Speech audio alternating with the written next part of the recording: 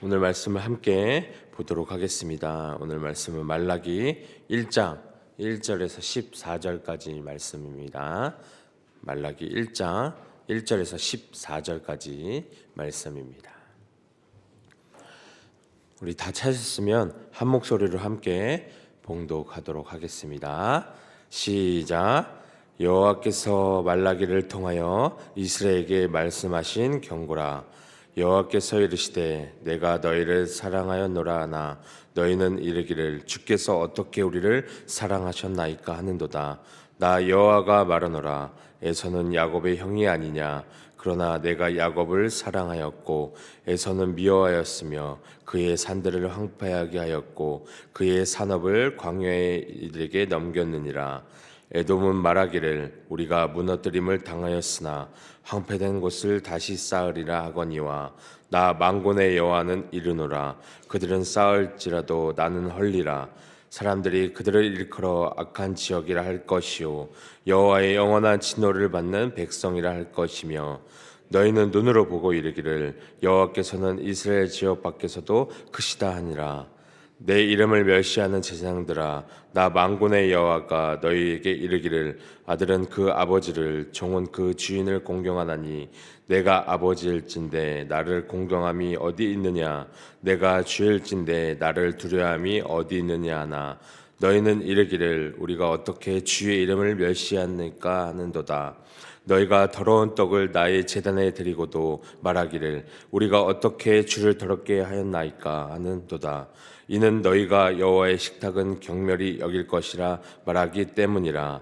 만군의 여호와가 이르노라. 너희가 눈먼 희생 제물을 바치는 것이 어찌 악하지 아니하며 저는 것 병든 것을 드리는 것이 어찌 악하지 아니하냐.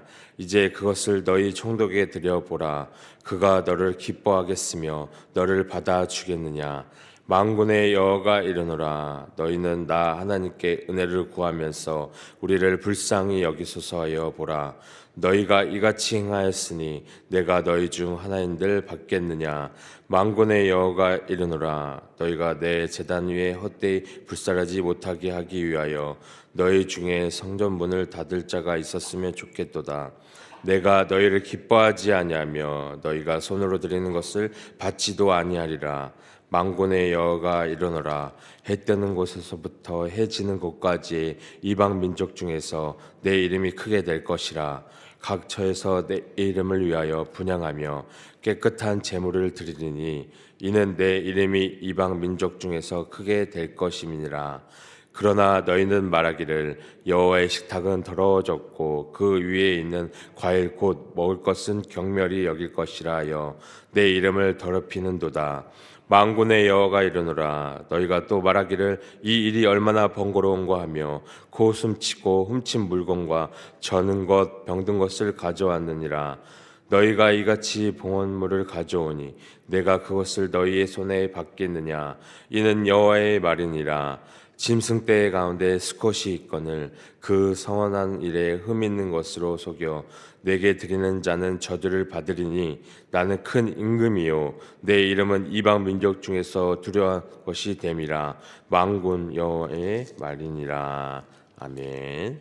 말라기 오늘 1장은 하나님께서 이 이스라엘 백성들에게 자신의 사랑을 다시 한번 이렇게 상기시키면서 시작이 됩니다. 그래서 여기 하나님은 이 에서의 후손인 에돔에 대한 저주, 그리고 야곱의 후손인 이스라엘에 대한 선택과 사랑을 비교하고 있습니다. 그래서 이는 하나님이 이스라엘을 특별히 선택했던 점을 강조하고 이스라엘 백성이 하나님께 감사하고 충성을 다해야 함을 상기시키기 위함이라는 것입니다. 그래서 그러나 이 이스라엘 백성들은 특히 그들의 제사장들이 하나님을 대적하는 행동을 하고 있었습니다. 이 제사장들은 예배를 소홀히 하고 불완전하게 결함이 있는 제물을 하나님께 바쳐서 하나님의 거룩함을 모독하고 있다는 것이에요. 그래서 이는 하나님께서 제사장들과 백성들에게 분노하셨음을 보여주고 있다는 것입니다. 그래서 하나님은 이 이스라엘 백성들과 제사장들에게 제사를 소홀히 하는 행동이 얼마나 심각한 범죄인지 경고하고 계십니다. 그래서 하나님은 모든 민족 가운데 존귀하게 여김을 받으셔야 할 분이시고 더 이상 이러한 불경한 행동을 용납하지 않겠다고 선언을 하신다는 것입니다. 그래서 오늘 이 1장은 이스라엘 백성들에게 그들의 태도와 행동을 돌이키고 진정한 마음으로 하나님을 예배할 것을 말씀하고 계신다는 것입니다. 그래서 이를 통해서 하나님께서 그들의 삶에서 중심이 되셔야 함을 다시금 깨닫게 하는 말씀이라는 것입니다. 1절에 보면 여호와께서 말라기를 통해서 이스라엘에게 말씀하신 경고라 말씀하고 계십니다. 이스라엘 백성들은 이 포로에서 돌아왔지만 아직 선지자들이 예언한 하나님의 영광스러운 회복이 이루어지지 않았다는 것이에요. 그 백성들은 포로에서 돌아온 신앙의 감격이나 긴장감은 사라져 갔다는 것입니다. 그러면서 심판의 원인이었던 이 형식적인 예배와 외식적인 예배의 삶으로 돌아가고 있었다는 것입니다. 이스라엘은 하나님의 은혜로 하나님의 사랑하신 백성이 되셨어요. 그러나 지금 그 백성으로서 특권과 의무를 망각하고 있다는 것입니다. 하나님을 멸시해서 그 말씀에 불순종했다는 것이에요. 여전히 자기들의 죄를 깨닫지 못한다는 것입니다. 하나님께서는 선지자 이 말라기를 보내셔서 그들을 책망하시고 그들에게 회개를 촉구하고 계신다는 것입니다. 2절과 3절에 보면 하나님은 생생한 음성으로 내가 너희를 사랑하였노라 말씀하시는데 그에 대한 이스라엘들의 반응은 어떠죠? 사랑의 근거와 방법의 의문을 제기하는 주께서 어떻게 우리를 사랑하셨나이까 라고 말을 하고 있습니다. 대답을 합니다. 하나님의 조건 없는 사랑에 이스라엘은 조건적인 사랑을 요구하고 있다는 것이에요. 하나님은 이스라엘 전 역사 속에서 사랑하셨지만 이 이스라엘은 당장 힘든 현실에 인해서 철저하게 하나님의 사랑을 부정하고 있다는 것이에요. 이 사랑을 고백하는 하나님과 어떻게 사랑했느냐고 반문하는 이 이스라엘에게 너무 먼 사랑의 간극은 말라기를 우리가 보는 이 시간, 읽는 우리로 하여금 정말 안타까운 마음을 우리가 볼 수 있다는 것입니다. 느끼게 한다는 것입니다. 반문하는 이스라엘을 향해 하나님은 구체적인 증거를 들어주고 계십니다. 2절 중반에서 3절에 보면 하나님께서 에서가 야곱의 형임에도 동생인 야곱을 사랑하셨어요. 당시 이 장자를 가문의 후계로 삼던 정통을 깨뜨리고 이 야곱의 어떤 것도 보지 않고 야곱을 약속의 후손으로 삼으셨다는 것입니다. 그 야곱이 오늘날 이스라엘의 조상이 되었습니다. 이 세상 어느 민족도 경험해 보지 못한 기적과 역사를 보여주셨고 이 세상 어느 민족도 받아보지 못한 말씀을 들려주셨습니다. 이스라엘을 향한 하나님의 사랑은 조건적인 사랑이 아니라 무조건적이고 근원적인 사랑이라는 것이에요. 우리들도 어긋난 관계로 인해서 삶이 무너질 때도 있습니다. 그런 적이 있습니다. 그 어긋난 관계에서 대개는 더 성숙한 사람이 정말 어떻게 되죠? 애달함을 느낀다는 것이에요. 부모와 자식이 어긋나면 자식은 어떻게 해요? 금세 잊어버릴 수 있지만 부모들은 어떨까요? 가슴이 정말 움켜쥐고 찢어지게 된다는 것이. 하나님과 우리 사이에 깨진 관계로 인해서 가슴 아래하는 쪽은 어딜까요? 하나님이시라는 것입니다. 하나님이 나를 잊어버리신 듯 한다면 한탄하고 계실까요? 하나님이 우리의 삶을 위로해 주지 않는다고 느껴지실까요? 하나님은 결코 우리들을 떠나거나 멀리 하시는 분이 아니라는 것입니다. 지금도 우리를 기다리시고 정말 가슴 아픈 심정으로 사랑했다고 말씀하고 계신다는 것입니다. 4절과 5절에 보면 에서의 자손인 에돔이 비록 우리가 쓰러졌으나 황폐된 곳을 다시 세우겠다고 장담을 합니다. 어떨까요? 에돔은 교만합니다. 에돔은 살아계신 하나님을 믿지 않고 자기 힘으로 믿어 어디 가든지 회복할 수 있다고 호언장담하고 있다는 것입니다. 하지만 여호와 만군의 주가 말씀하시죠. 세울 때면 세워봐라. 여호와가 기어이 에돔을 버리십니다. 에돔은 악한 나라, 주에게 영원히 저주받은 백성이라고 불릴 것이라는 것입니다. 하나님께서는 그 당신을 인정하지 않는 교만을 제일 미워하시기 때문이라는 것이에요. 에돔이 호언장담한 바와 정반대로 하나님은 에돔을 무너뜨리셨습니다. 사람이 우리가 하나님을 믿지 않고 교만하면 하나님은 어떻게 할까요? 그를 낮추신다는 것이에요. 하나님이 사랑하지 않는 자는 그의 행위대로 어떻게 될까요? 망한다는 것입니다. 하나님을 믿는 자에게는 고난은 하나님의 훈련이라는 것입니다. 그러나 하나님을 믿지 않는 자에게 고난은 어떤 것일까요? 바로 하나님의 심판이라는 것입니다. 5절을 보면 이스라엘은 에돔의 멸망을 직접 보고 주님은 이스라엘 나라 밖에서도 높임을 받으신다고 고백할 것이라는 것이에요. 하나님께서는 이스라엘 밖의 이방 세계에서도 그 위엄을 나타내신다는 것입니다. 하나님은 에돔을 멸망시킴으로 역시 모든 이방에 대한 그의 주권이 확실히 드러내신다는 것입니다. 하나님은 이스라엘의 하나님만이 아니라 온 세상의 하나님이시라는 것입니다. 천지를 창조하신 하나님이시라는 것입니다. 이스라엘 사람들은 지금은 크신 하나님을 모른다는 것입니다.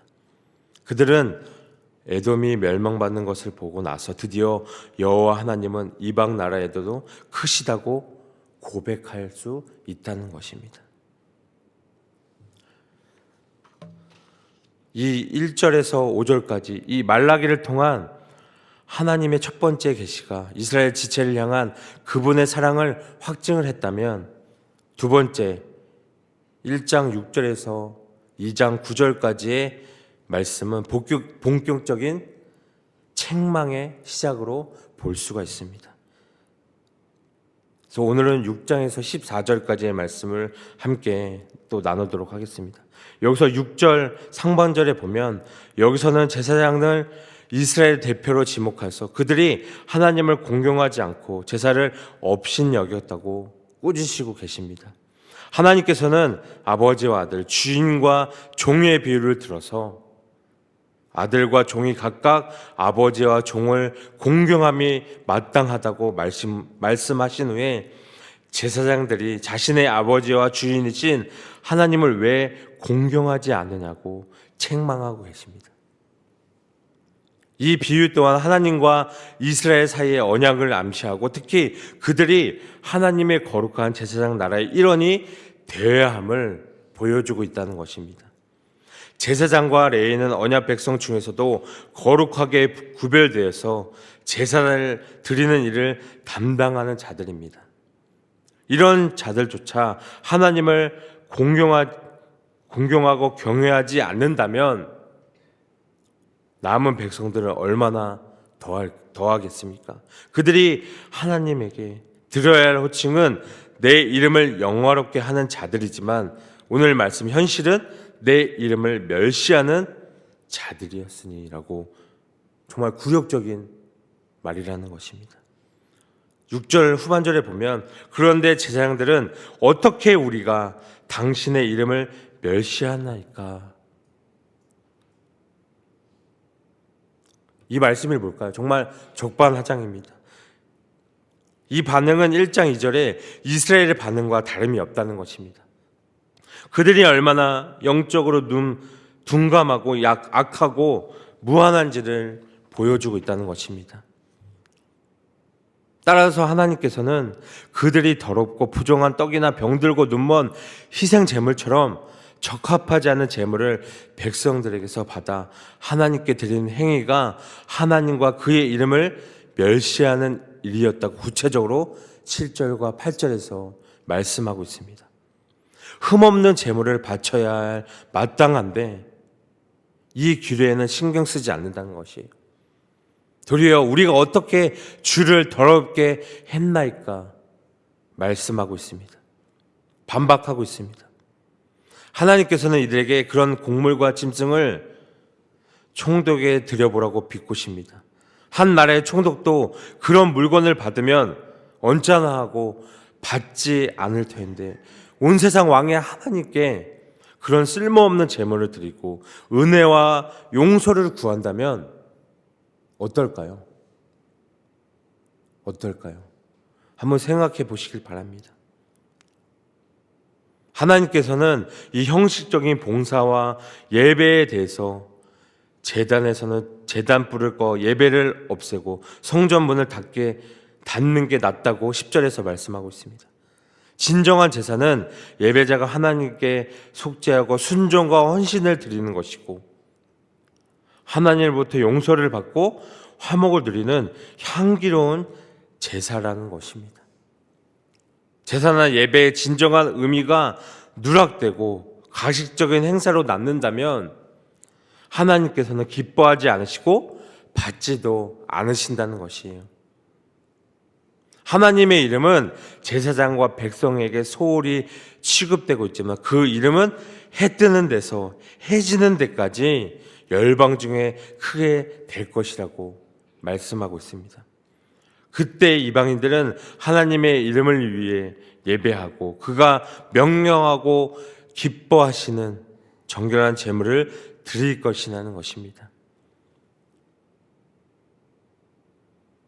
그들이 가진 모든 소유가 하나님에게서 나왔고 온 세상의 모든 것이 하나님의 것임을 깨닫지 못하고 있다는 것이에요. 13절과 14절 마지막 절에 보면 또 하나님의 제단과 제물을 멸시하고 제사를 번거롭게 여기고 훔친 것이나 병든 것을 바치고 있다는 것을 볼 수 있습니다. 제물에 합당한 수컷 짐승이 있어도 흠 있는 것을 가져와 하나님을 속이고 서원하며 복을 구하고 있습니다. 하나님께서는 이처럼 공경심도 감사도 순종도 없는 제물을 저주할 것이라는 것이요. 이스라엘이 기억해야 할 것은 그들의 아버지와 주인이신 하나님께서 온 땅의 왕이고 열방으로부터 그 이름이 경외받을 것이라는 점을 볼 수 있다는 것입니다. 제사장과 이스라엘에게 있어 지금이야말로 하나님의 책망을 경험히 받고 하나님 경외를 회복해야 할 때라는 것을 우리가 말씀을 통해 알 수 있다는 것입니다.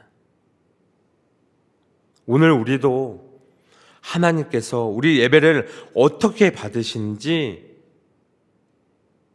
우리들이 잘 돌아봐야 할 것입니다. 이스라엘 백성들은 하나님의 사랑을 오해하고 그 이름을 멸시하고 제사를 하찮게 여겼습니다. 이 제사장부터 백성에 이르기까지 하나님을 욕보이는 일에 한 마음이었다는 것입니다. 자신이 원하는 것을 얻기 전까지 하나님의 사랑을 인정하지 않고 그분을 공경하지 않았습니다. 거기에는 참 제사가 아닌 형식적인 제사만 있을 뿐이라는 것입니다. 그래서 우리가 역시 하나님을 멸시하고 그 이름을 더럽히는 일을 우리가 많이 저질렀다면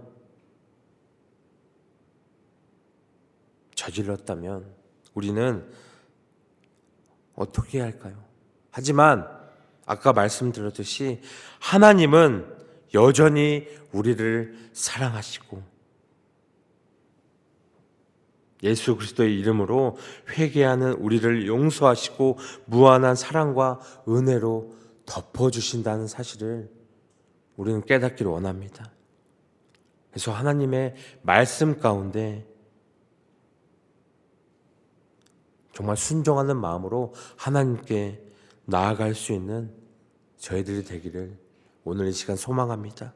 그래서 정말 주님께 진정한 예배로 나아갈 수 있는 우리 여러분 되기를 오늘 이 시간 소망합니다.